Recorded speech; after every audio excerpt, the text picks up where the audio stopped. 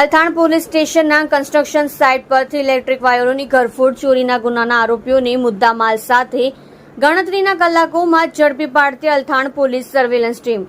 Police inspector Shri N K. Damor Althan police station Surat શહેર નાઓના માર્ગદર્શન હેઠળ પોલીસ સ્ટેશન વિસ્તારમાં બનતા ગુનાઓમાં નાસ્તા ફરતા આરોપીઓને શોધી કાઢવા સારું સૂચના થયેલ હોય, જે અનુસંધાને આજરોજ સર્વેલન્સ સ્ટાફના કર્મચારીઓ પોલીસ સ્ટેશન વિસ્તારમાં પેટ્રોલિંગમાં હતા. તે દરમિયાન assistant head constable Sureshbhai Manubhai તથા assistant head constable Ashokkumar Narvarsinh તથા assistant head constable Amitbhai Jivrajbhai નાઓની તેઓના ખાનગી અને વિશ્વાસુ બાતમીદાર દ્વારા બાતમી હકીકત મળેલ કે અલથાણ પોલીસ સ્ટેશનમાં દાખલ થયેલ ઇલેક્ટ્રિક વાયર ચોરીના ગુનાના આરોપીઓ બોલેરો ગાડી જેનો રજીસ્ટર નંબર GJ05 CW0358 ની સાથે મિની ગોવા સંગીની સર્કસ પાસે ઉભેલ છે.